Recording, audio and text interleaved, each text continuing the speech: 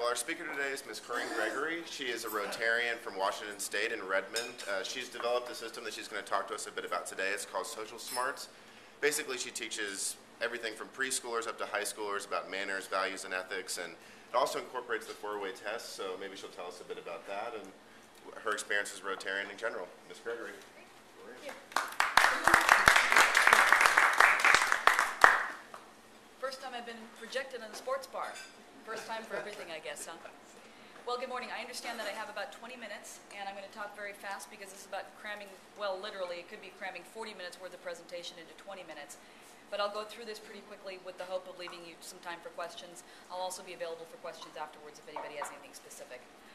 Presentation today is called Overcoming Failure to Educate. And as Ainsley mentioned, there are some ties to Rotary, very specific on why we as Rotarians should care about both the failure of the education system and the potential for improvement. I gotta figure out where I'm clicking here. There we go. We already talked about this a little bit, but it wouldn't be a good education presentation if I didn't start it out with a test. So very quickly, I've had a lot of opportunity to meet with a lot of Rotary clubs all across the country. One thing we have in common, other than our warped sense of humor and our ability to have fun, is what? What can you tell me? Anybody guess? Dedicated to service to the community. Dedicated to service to community? Good idea, but there's a particular phrase we use. Service above self. Can anybody see that with that color? It's pretty challenging, isn't it? All right, well, we'll do our best. Service above self, absolutely. The one thing that pulls us together, no matter where we are at any point in time, East Coast, West Coast, international, the reason we are Rotarians is because of the idea of service above self. And truly, the four-way test, is it not, is one of the ways that we embody this concept of service above self. Now, the four-way test itself, again, Rotary moment, I don't know how many of you are aware of the history behind the four-way test. Originally, it became a matter of how we did business one with another with integrity and honesty and ethics. It was basically a business litmus test. But over time, and I would challenge anybody who's truly Rotarian, it really became sort of the litmus test for how we conduct ourselves at all times as Rotarians. Not just during a meeting, not just when we're gathered together as fellowship as Rotarians, but even when we walk out the door and out in the community, it's how we live our lives and who we are no matter what else we're doing. What you may not have thought of is what we're actually talking about here is social skills.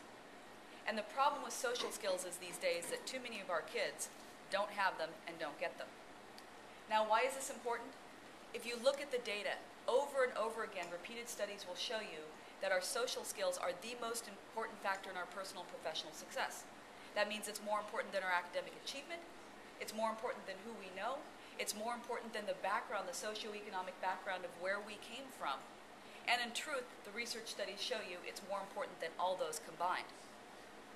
Now, what's the challenge with this? A lot of people will say, well, that's all well and good, but isn't social skills something that should be learned at home? I'm always the first person that agrees with this. But the problem is very multifaceted and varied. For example, the framework by which we used to learn social skills, passed down from generation to generation to generation, from great-grandparents to grandparents to parents, then hopefully on to the next generations, was disrupted. A lot of anthropologists and sociologists now say actually disrupted probably about the 1960s. And the thing that happened obviously in the 1960s was at that time, too many of the young people of that generation literally turned their back on everything that their parents and previous generations had stood for. The idea was, it's all about me. If it's okay with me, it should be okay with everyone else. If it feels good, do it. Remember that phrase?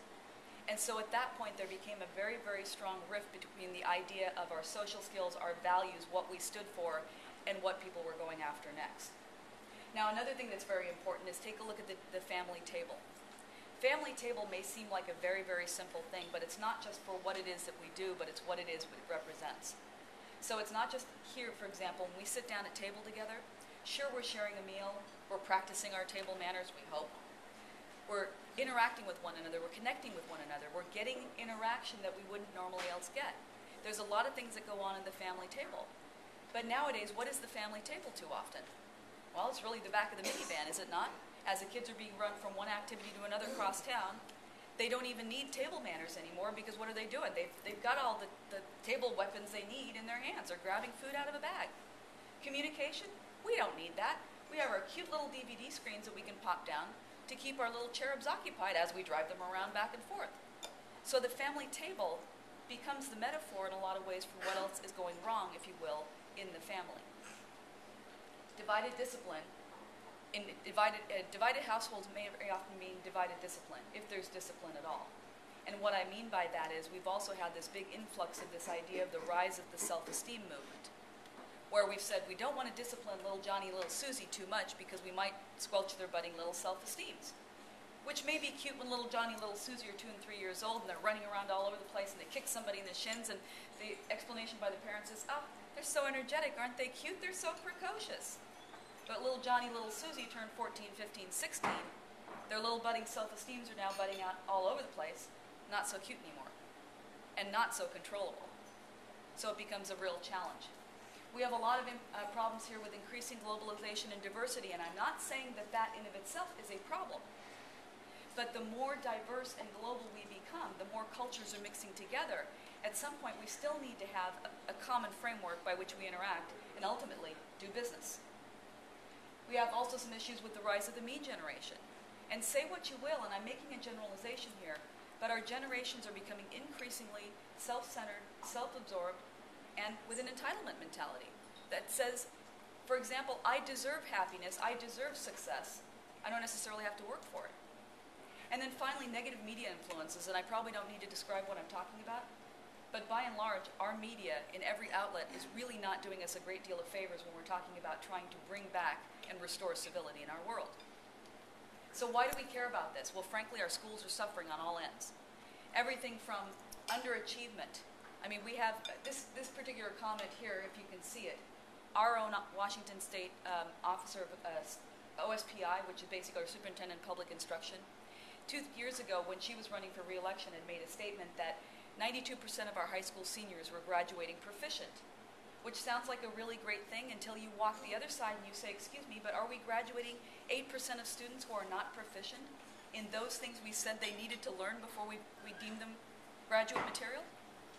We have a 25 to 30% dropout rate nationwide, and in some urban areas it's up to 50%. And it's really not decreasing in spite of the amount of time, energy, and effort that we're putting in to fix that. Another big problem right now, take a look at all the stories you hear about bullying and school violence. We spend hundreds of millions of dollars every single year nationwide trying to fix the bullying problem in schools, but yet our kids still stand a 1 in 4 chance of being the victim of some form of school-based violence, and that's before they hit high school. It's an epidemic.